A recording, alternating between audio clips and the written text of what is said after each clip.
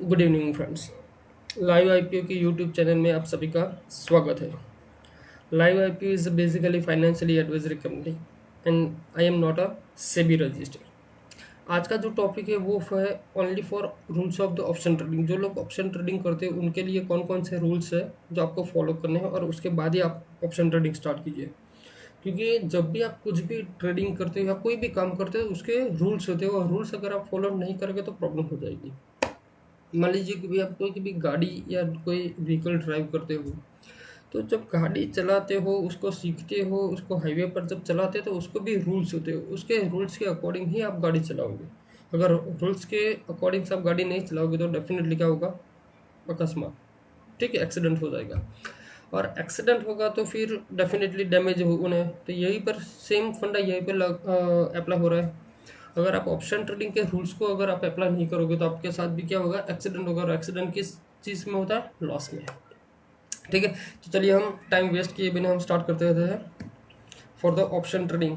तो option trading जब भी आप स्टार्ट करते हैं तो उसके लिए कौन कौन से गाइडलाइंस है, उनके रूल्स क्या है, यह सब हम इस वीडियो में हम फॉलो करने वाले हैं। और ये जो इतने भी रूल्स है वो सेफ ट्रेडर के लिए। सेफ ट्रेडर हम किसको बोलते हैं, जो छोटा प्रॉफिट मिलता है उसको बुक कर लेता है फिर निकल जाता है, बात खत्म। रिस्क ट्रेडर जो होता है वो खड़ा रहता है। ठीक है, तो ये जितने भी रूल्स है वो only and only for the safe trader के लिए ही है। रिस्क ट्रेडर भी यही अप्लाई करेगा तो भी बेस्ट है, लेकिन सेफ ट्रेडर को तो 100% इसको अप्लाई करना ही करना है। ठीक है, तो objective of the option trade are to earn 3000 to 4000, if more than 4000 it's your bonus. इसका मतलब यह होगा कि आप कोई भी स्टॉक ऑप्शन में ट्रेड करते हो तो स्टॉक ऑप्शन में अगर पर कॉल के हिसाब से अगर 3000 टू 4000 का अगर प्रॉफिट अर्न होता है तो आप यहाँ पर बुक कर लो। ठीक है, मोर देन 4000 इट्स योर बोनस। अगर 4000 से भी ज़्यादा आपका प्रॉफिट हो रहा है तो वो बोनस है, लेकिन 3000 टू 4000 अगर आपको पर कॉल के हिसाब से मिल रहा है तो यहाँ पर बुक कर लो। ठीक है, उसको ज़्यादा प्रॉफिट के लालच में मत रुको। Rules number 1। Rules number 2, no need to trade over all call. मतलब मान लीजिए कि मैंने आपको 3 4 5 6 जितने भी कॉल चाहिए, ऐसा जरूरी नहीं सबके अंदर कॉल किए, हाँ सबके अंदर ट्रेड किए रहे। आपकी कैपिटल देख लो, आपके कैपिटल में कितने कॉल्स आते हैं, एक आता है, दो आता है, तीन आता है, कितने आते हैं। ऐसा नहीं है कि आपके पास जितनी कैपिटल है उसका 100% हम स्टॉक ऑप्शन बाय कर ले, नहीं। आपके पास जितने भी कैपिटल उसके 50% ही स्टॉक ऑप्शन में पहले डालो। मान लीजिए भाई आपके पास 30,000 या 50,000 रुपये से है तो उसके अकॉर्डिंग तो आप एक कॉल पहले परचेज करो। एक कॉल में से थोड़ा मुनाफा निकालो, फिर दूसरा करो, तीसरा करो, चौथा करो, ऐसे करते करते आगे जाओ। लेकिन इसका मतलब ये नहीं कि हम जितने भी कॉल्स प्रोवाइड करें उन सभी में आपको ट्रेड करना है। अरे, क्योंकि मान लीजिएगा आप किसी रेस्टोरेंट में खाने खाने जाते हो, राइट।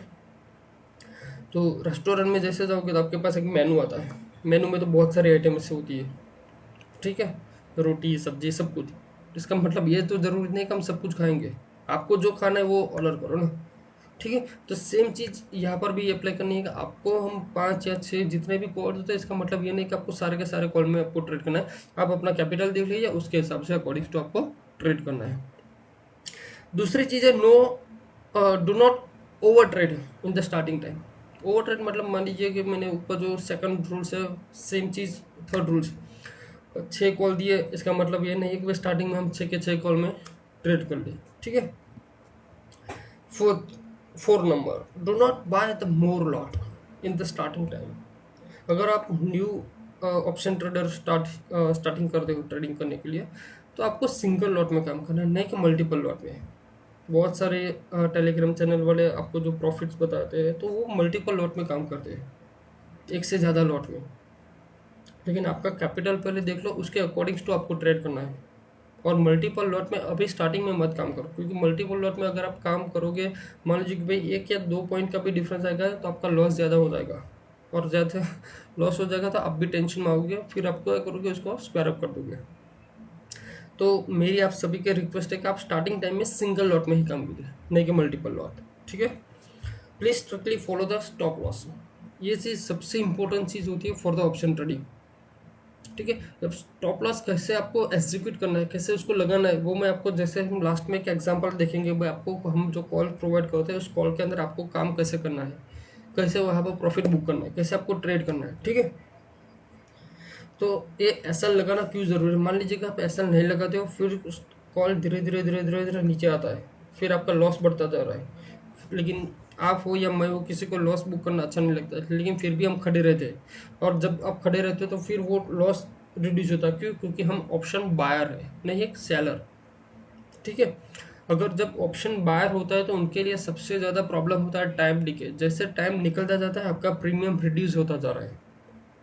ऐसा मत सोचो कि आपका जो कॉल स्टॉक है वो अप जाएगा, लेकिन आपका कॉल की प्राइस अप नहीं जाएगी। क्यों? क्योंकि टाइम डिके की वजह से वो रिड्यूस होता ही जाएगा। मान लीजिए कि भाई एचडीएफसी बैंक है, एचडीएफसी के बैंक का कॉल आपने 1300 का कॉल अभी आपने बाय किया 10 रुपये में, और 5 दिन के बाद भी स्टॉक की प्राइस 1300 ही है, लेकिन आपका स्टॉक की प्राइस कॉल ऑप्शन की प्राइस 10 रुपये नहीं होगी, वो रिड्यूस होगी 8 या 7 या 6 हो जाएगी। क्यों? क्योंकि टाइम डिके की वजह से प्रीमियम कंटिन्यूसली रिड्यूस होता है। इसीलिए हम बोलते हैं कि जैसे आपको 3000 या 4000 का प्रॉफिट मिलता है यहाँ पर, तो आप यहाँ पर बुक कर लीजिए, वेट मत कीजिए। Given the targets are trade targets may और मे नॉट कम इंट्राडे। हम जो भी कॉल्स आपको प्रोवाइड करते हैं, जिसका मतलब ये नहीं है कि उसका target on the same day आपको अचीव हो जाएगा। ऐसा भी पॉसिबल है कि 1 दिन, 2 दिन, 3 दिन या 4 दिन या 1 वीक भी लग सकता है। उसके अंदर भी हम आपको प्रोवाइड करते हैं कि आपको इतना दिन आपको होल्ड करना है, इतना दिन होल्ड करना है, वो भी हम प्रोवाइड करते हैं। If we take the option trade the next day book at the price और नियर द प्राइस। अगर मान लीजिए कि भाई कोई भी गैप अप या गैप डाउन ओपन होने वाला है, तो in the same day continuously उसको आप स्ट्रिक्टली फॉलो कर दो। या तो मान लीजिए कि एक दिन ऐसा हुआ था एचडीएफसी बैंक में, जैसे वो मर्जर होने वाला था, तो हमने फ्राइडे को जो एचडीएफसी बैंक का कॉल लिया था अराउंड 35 to 36 के अराउंड, वो नेक्स्ट डे ओपन ही हुआ 92 पर, ऑलमोस्ट 3 टाइम्स। तो वहाँ पर अगर ऐसी कोई सिचुएशन आती है, तुरंत वहाँ पर बुक कर लीजिए। फिर ऐसा मत सोचो भाई और ऊपर जाएगा और ऊपर जाएगा, जाने दो, लेकिन आप अपना प्रॉफिट वहाँ पर बुक कर लीजिए। Enter near a given level, don't hold a lost trade, sustain on the stop loss level. ये चीज़ सबसे इंपॉर्टेंट चीज़ है, वो मैं आपको लास्ट में बताऊंगा कि हम इसको कैसे प्रेफर करते हो। ठीक है। अवॉइड गैप अप और gap up opening, don't chase this price. अगर मान लीजिए कोई अभी जिस सिचुएशन में मार्केट चल रहा है, गैप अप हो रहा है या गैप डाउन हो रहा है, तो ऐसे कंडीशन में ऐसा जरूर नहीं है कि जो हम कॉल प्रोवाइड हम मार्केट के स्टार्टिंग में देते हो तो वो आपको सेम प्राइस में मिल ही जाएगा। ऐसी भी कंडीशन होती है कि वो नियर अबाउट फर्स्ट टारगेट के आसपास ओपन हो, या ऐसा भी हो सकता है कि बिलो एसएल ओपन हो। तो ऐसी जब कंडीशन आती है तो फिर अवॉइड, ऐसी कंडीशन में आपको कोई ट्रेड करना नहीं है, उस पुल को अवॉइड कर दो। Just follow the target level. कई बार क्या होता है कि हम कॉल प्रोवाइड करते हैं, उसके करंट मार्केट प्राइस होती है 10 रुपीज़ और टारगेट होता है 15 रुपीज़, और जब आप देखते हो तो उसकी प्राइस हो जाती है 11 रुपीज़ या 12 रुपीज़। तो आप क्या करोगे, उसमें ट्रेड करोगे या नहीं करोगे?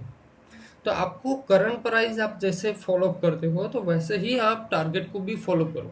तो भाई आप 11 रुपीज़ 12 रुपीज़ चल रहा है, उसकी कोई बात नहीं है। आपका टारगेट कितना है? 15 रुपीज़। तो मुझे कितना पॉइंट मिल रहा है? 3 पॉइंट। तो 3 पॉइंट मुझे अचीव करना है या नहीं करना है, वो आपके ऊपर डिपेंड है। क्या होगा, कभी भी आप करंट मार्केट प्राइस 10 है, मैंने आपको 10 दिया हुआ है, 10 पर आप फॉलो करके बैठे हो, लेकिन वो नीचे आता ही नहीं, वो ऊपर ही ऊपर जाता है। फिर क्या होता है, एक टाइम फर्स्ट टारगेट हिट हो जाता है और आपको लगता है ये कॉल तो फटाफट बढ़ रहा है, चलो हम बाय करें, और आप जैसे बाय कर दो नीचे आना स्टार्ट हो जाता है। तो ऐसी कंडीशन में आपको बहुत ही ध्यान रखना है। First target hit then book your profit for the same target.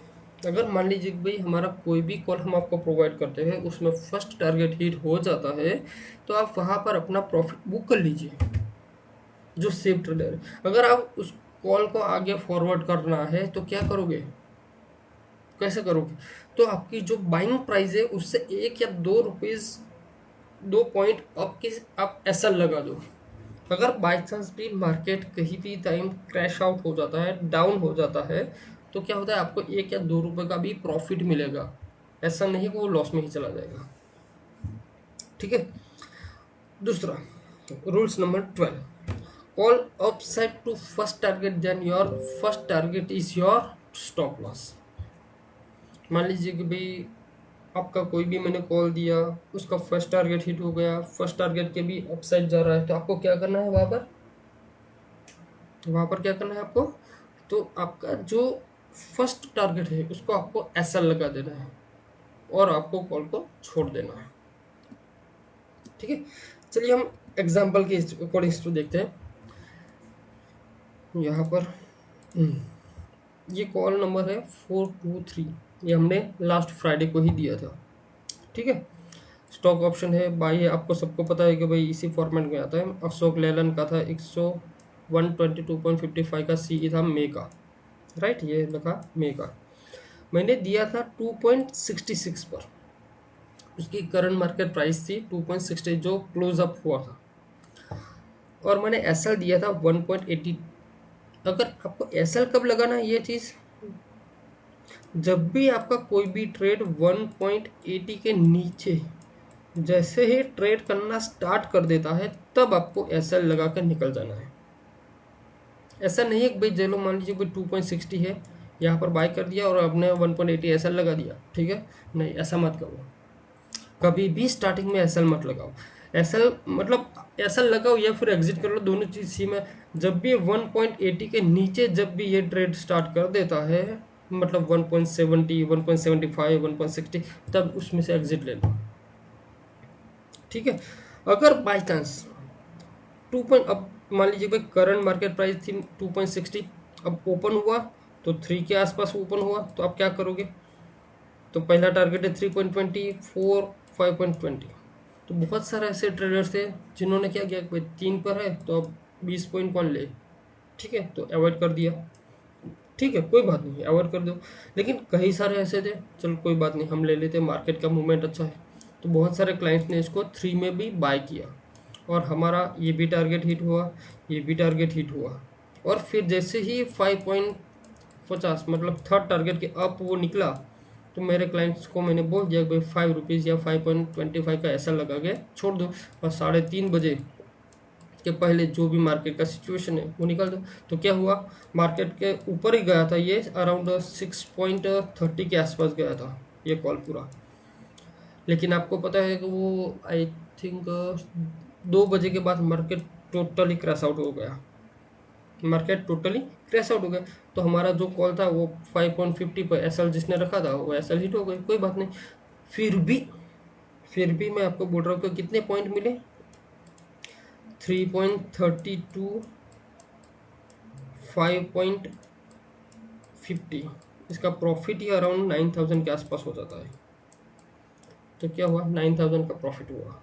तो जब भी आप ट्रेड करते हो तो उसको पहले ध्यान से देखिए कि किस तरह से करना है और पूरा पहले रीड कीजिए।